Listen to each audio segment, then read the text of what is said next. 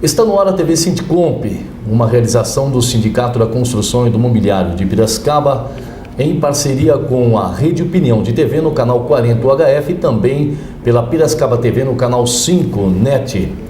O objetivo deste programa é levar até você todas as informações do Sindicato da Construção e também do Mobiliário, bem como as notícias sobre os fatos que acontecem na construção civil, através do nosso presidente Milton Costa e de toda a diretoria da entidade. Presidente Milton Costa, é um prazer recebê-lo aqui nos estúdios da TV. Seja muito bem-vindo. Eu agradeço a oportunidade, de poder estar podendo divulgar aí para a sociedade, para a categoria, todos os nossos projetos, o nosso trabalho. Presidente, nós começamos já a nossa primeira pergunta de hoje na questão do desaquecimento que tivemos no setor da construção civil devido à crise ocorrida na indústria. Em se falando da construção civil, quais são as expectativas para este ano de 2015? Veja bem, nós temos uma expectativa um pouco turbulenta em relação a alguns segmentos do setor da construção civil. Para quem presta serviço na indústria, com certeza a consequência dessa crise foi direta. E tem alguns respingos que acabam indo para o imobiliário também, Porque quem consome, quem compra casa ou então constrói, é quem de fato muitas vezes está ligado a esse segmento de trabalho. E ele perdendo esse posto de trabalho acaba gerando essa dificuldade econômica. E acaba sendo mais prejudicado no setor também. Tanto no setor quanto também na questão do retorno, que hoje nós temos uma demanda grande de oferta e aí a procura começou a se diminuir. Ok. Presidente Milton Costa, em se falando do setor da construção, recentemente ganhou uma ação o Sindicato da Construção e do Mobiliário, onde a reclamante, a senhora Maria da Conceição Silva, ela nem expectativa tinha mais de receber esta ação e também ela não estava mais ativa na empresa, que é a empresa Sondágua. Vamos ver a matéria e depois nós faremos um comentário com o presidente sobre este assunto. O Sindicato da Construção Civil de Piracicaba, em uma ação de cumprimento da Convenção Coletiva de Trabalho, contra uma empresa que deixou de pagar verbas rescisórias para seus funcionários há 10 anos, ganhou a causa e já teve as primeiras indenizações a serem pagas. O departamento jurídico do sindicato, através de suas advogadas, atuou de maneira firme e incansável durante todo esse tempo para que esses direitos fossem garantidos por parte da Justiça Trabalhista. Dona Maria faz parte, de uma ação que foi ajuizada em 2004, Então, assim, defendeu o direito de todos os trabalhadores daquela empresa. A gente dá o atendimento aqui no sindicato para os trabalhadores às terças e quintas-feiras, Então, todo trabalhador que tiver com algum problema, alguma dúvida, que precisar de orientação, não é só o processo, Cálculos, todo tipo de atendimento é feito aqui às terças e quintas. E uma das primeiras a serem beneficiadas pela ação do sindicato, Dona Maria da Conceição Silva, que já recebeu sua indenização, fala de sua alegria por ter seus direitos defendidos e pela confiança que deposita no trabalho do Sindicato da Construção Civil de Piracicaba. Trabalhei quase que 5 anos ali na Sondágua e quando fui dispensada, tudo certo, fui dispensada, tive minha rescisão e tudo bem. Só que o tempo passou e eu jamais soube que o sindicato estava movendo uma ação contra esta empresa para que eu recebesse todos os meus direitos. Presidente, valeu a pena essa luta, mesmo sem expectativa da reclamante e mesmo ela não estando mais ativa na Sondágua? Veja bem, o sistema sindical e a necessidade do trabalhador em conhecer e saber dos seus direitos, nós temos às vezes um período muito curto de contato. Às vezes é 5 minutos na frente da fábrica para entregar um jornal e muitas vezes o trabalhador acaba não conhecendo todo o desenvolvimento, toda a dificuldade que muitas vezes as entidades têm em resolver alguns tipos de problema. Que quando se trata de justiça, tem o tempo da justiça. Mas o importante é o êxito em dizer que o setor jurídico da entidade tem tido várias conquistas em relação aos direitos desses trabalhadores que acabam muitas vezes não sendo concedidos no momento correto, e isso que nos dá força, que nos motiva a cada vez mais trabalhar com esse processo de problema alheio.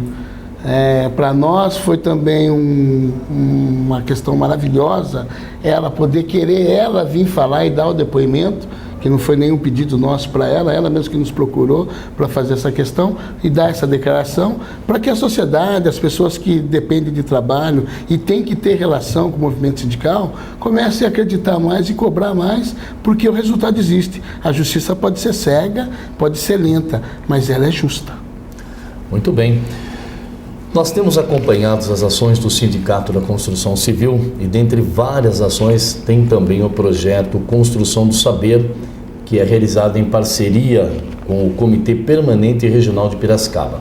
Presidente, primeiro parabenizá-lo pela iniciativa, porque além da construção civil se preocupar tanto com a parte da mão de obra dos trabalhadores, se preocupar também com a família dos trabalhadores, na questão de salários e outros encargos e subsídios, tem esta preocupação importante na questão da alfabetização, onde o Sindicomp faz em parceria com o Comitê Permanente Regional de Piracicaba e qualifica os funcionários do setor com o selo CPR.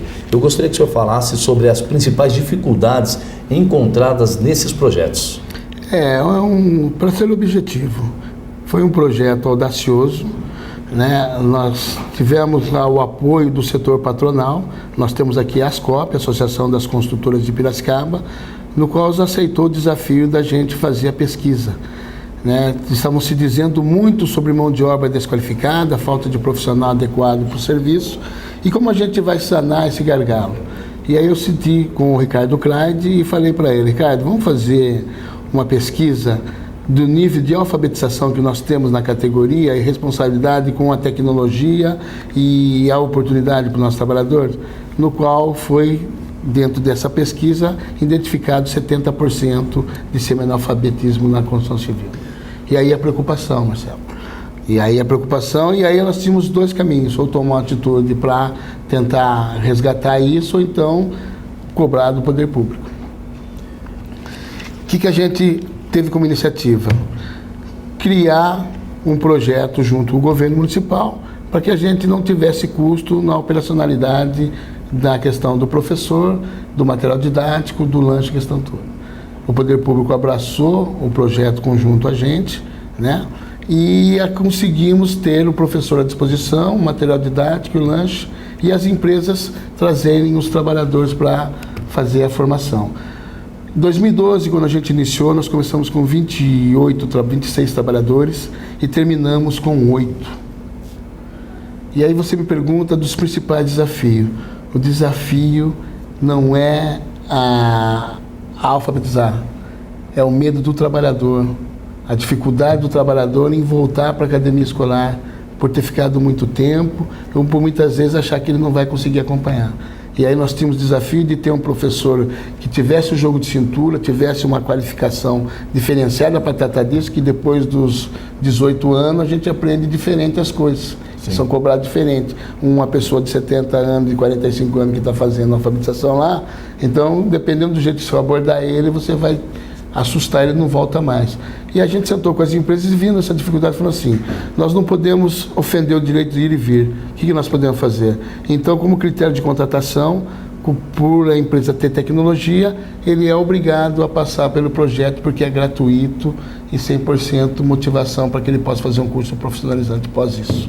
Então foi esse o desafio, e o principal hoje, problema em relação a isso, é de fato o trabalhador aproveitar esse momento, né, que muitas vezes ele tem nem condição de estar dirigindo por não ter carta, por não saber, muitas vezes, correr na questão teórica. E a gente identificou isso. Em Olaria nós somos 90% de semi-analfabetismo. É um índice alto. Muito alto e muito preocupante, porque nós podemos identificar que muitas pessoas podem estar aí nos trânsitos, fazendo outras coisas, sem ter a qualificação e a responsabilidade adequada para poder estar utilizando desses meios. Então a gente está preocupado com isso, por isso que a gente deu essa oportunidade através do Construção do Saber, e a gente acredita que nós vamos ter êxito, porque em um início é um projeto bastante arrojado, mas nós temos o apoio do governo, temos do governo municipal, o apoio dos empresários, e nós, trabalhadores, estamos fazendo a lição de casa, que nas assembleias nós estamos cobrando essa contrapartida do trabalhador. Nós podemos ter a roupa suja, nossa mão é limpa, nós somos profissionais de área. A nossa denominação como pedreiro, servente, entendeu? É o nome dado à função. Mas nós somos praticamente empresários do nosso serviço. Então a gente tem que procurar a melhoria da qualidade de oferecê-los. Por isso que muitas vezes o trabalhador, por não estar qualificado, não ter essa condição de alfabetização, ele é facilmente enganado pelos seus direitos e muitas vezes ele acaba também tendo dificuldade de entender os seus deveres.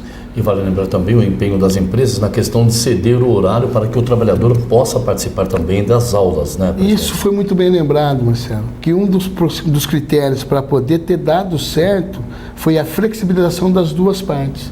Tanto o trabalhador cedeu uma hora do seu descanso, como a empresa cedeu uma hora da produção desse trabalhador. Então, como é que funciona o projeto?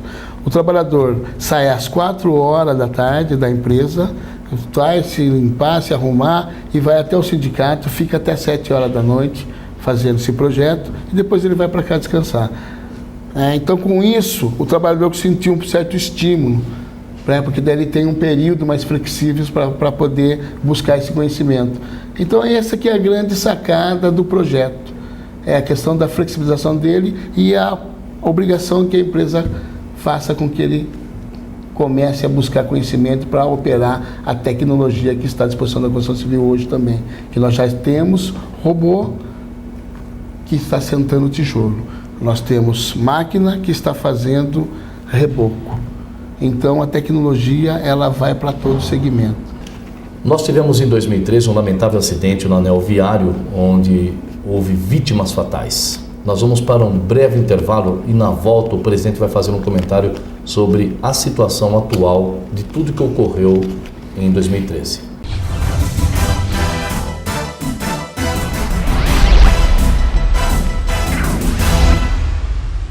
Pode respirar fundo. Agora os ambientes coletivos vão ficar 100% livres de fumaça. A lei antifumo proíbe os fumódromos e o fumo em locais parcialmente fechados por parede, teto ou toldo, como bares, restaurantes e lanchonetes, áreas comuns e condomínios, hotéis e pousadas, escolas e universidades. Tenha uma vida saudável sem o cigarro e os produtos derivados do tabaco.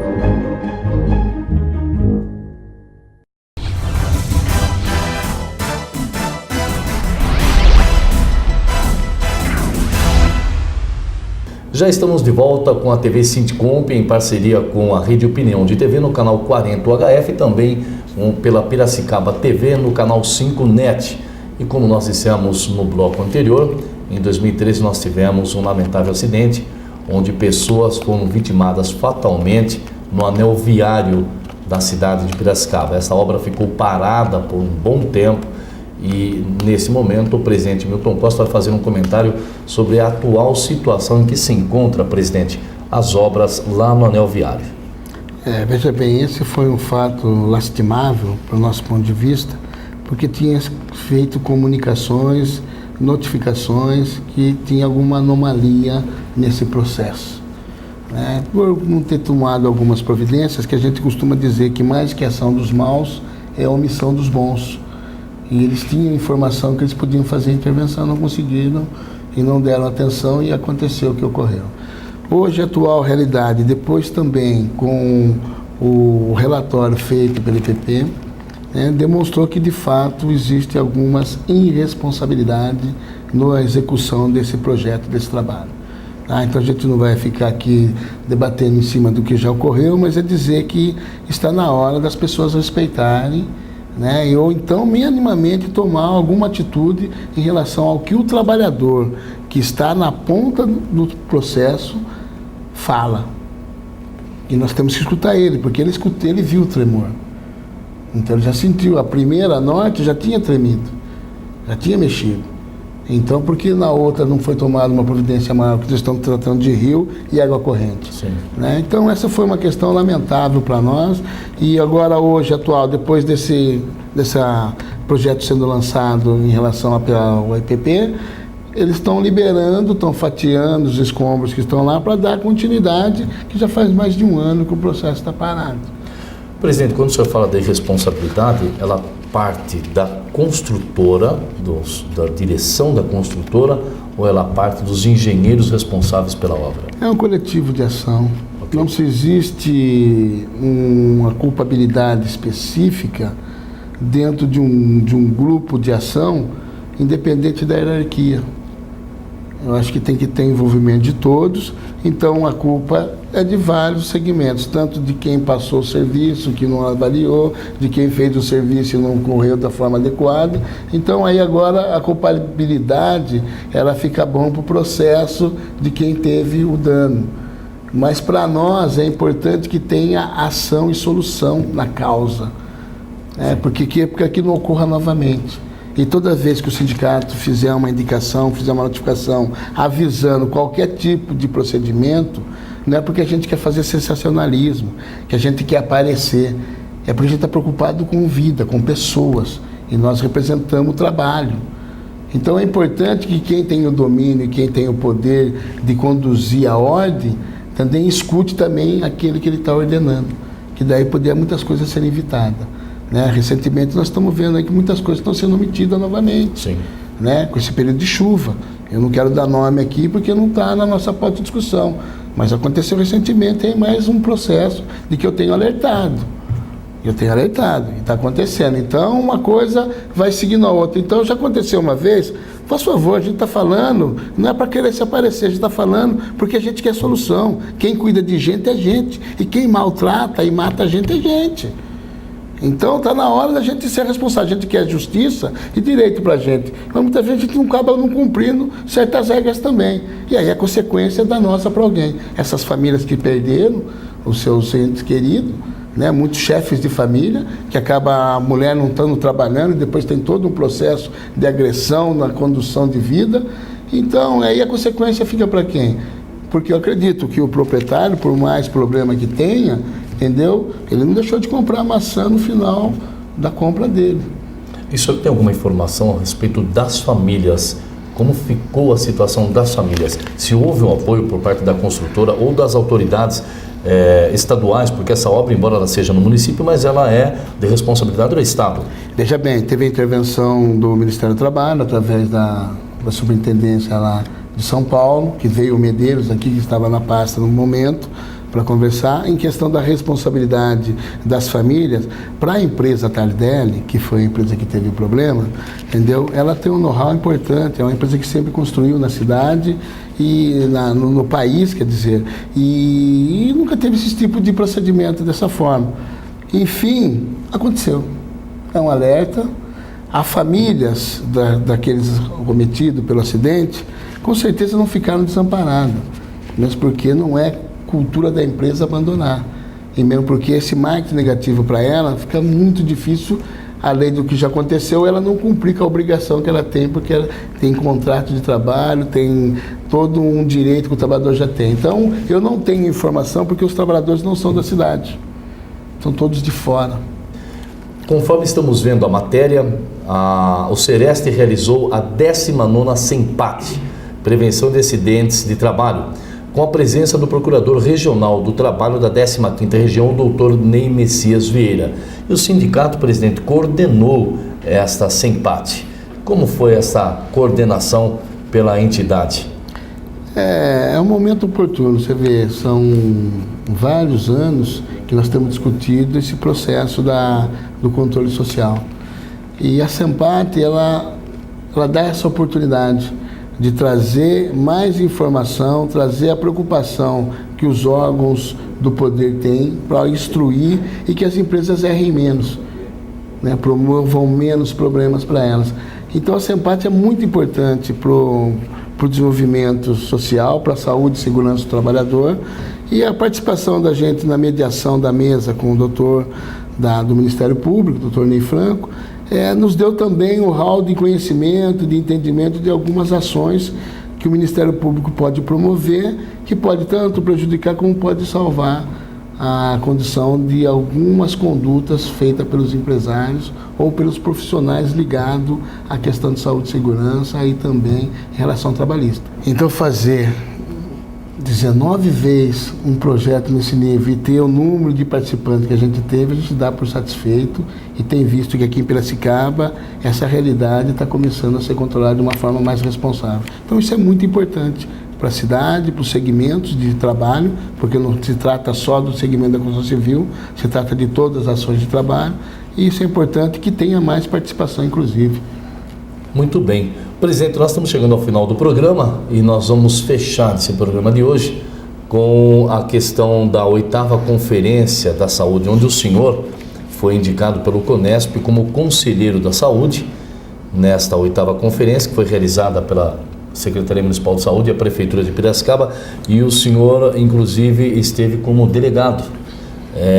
Eu gostaria que o senhor fizesse um resumo, uma abordagem desta sua importante participação na conferência. A gente conhece muito pouco sobre alguns segmentos, sobre algumas ordens. A saúde é importante para toda a sociedade. E quando se trata de uma conferência onde vai discutir diretrizes, encaminhamentos de melhor atendimento, nós estamos falando da humanização da saúde. Eu não sei se a gente trata outra coisa se não for gente. Sim. Né? Então a gente tem preocupação. A relação interpessoal, a relação do tratamento, da abordagem, toda essa questão. E é muito importante essa conferência, né? Porque onde você pode ir lá votar, falar sua opinião, tanto quem é delegado credenciado, quem não é, também tem a ouvidoria, toda essa questão. E eu achei muito importante, mas eu tenho uma preocupação muito grande em relação a isso, pela falta da participação da sociedade. E aí vai os líderes de bairro, de comunidade, a questão toda, e é importante que não só deleguem a esses líderes a presença, a participação, é que vá junto, para poder também conhecer um pouco mais, porque depois quando a gente repassa a informação, nem sempre é com a mesma precisão, ou então a interpretação sua vai ser da mesma forma, de tirar dúvida comigo, sendo que você tem lá os profissionais adequados para fazer isso, em relação ao atendimento. Então, a nossa preocupação nesse sentido é uma participação mais efetiva da sociedade e do controle social, né? Só tinha nós, inclusive, representando a parte dos trabalhadores, também é outra preocupação, e todo segmento de trabalho necessita da saúde.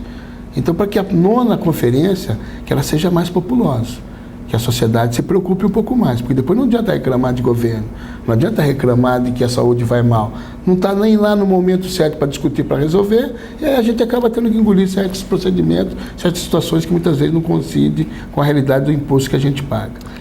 Essa grande ausência da população na questão de participarem dessa Conferência da Saúde, o senhor atribui a alguma causa? Olha, de divulgação não foi falta, né? Eu atribuo um pouco falta de interesse, porque reclamar é fácil, discutir o processo para funcionar que é um pouco mais difícil. Então é desinteresse social, né? Não dá só para culpar um lado, nós temos que também fazer a nossa parte, que é não só pagar o imposto, é cobrar também o retorno. E se ele não funciona, nós não somos sozinhos, nós somos uma comunidade e uma sociedade. E se tiver organizado, eu quero ver coisa que não funciona com a sociedade organizada. Muito bem, presidente, foi um prazer recebê-lo aqui nos estúdios da nossa emissora, e eu quero finalizar esse programa pedindo permissão para ele para usar o jargão que ele sempre usa: quem quer faz, quem não quer arruma problema, é isso? Seria mais ou menos essa finalização da pergunta que você me fez em relação a atribuir ao que a responsabilidade social. Correto. Gente, depende da gente. Vamos fazer a nossa parte. Quem quer faz, quem não quer cria problema. E todos os problemas têm solução, desde que tenha uma boa vontade. Aonde tem uma boa vontade, tem um caminho, Marcelo. Aonde tem duas boas vontades, tem dois caminhos. Então, onde tem vários caminhos, paz na terra aos homens de boa vontade. Sem então, dúvida. Depende da gente para as coisas funcionar. Quem quer ser médico, estuda para ser médico. Quem quer ser trabalhador... Presidente. Muito obrigado pela sua participação, e nós nos encontraremos no próximo programa, que será apresentado aqui pela Rede Opinião de TV e também pela Piracicaba TV no canal 5 da NET. Até o nosso próximo encontro.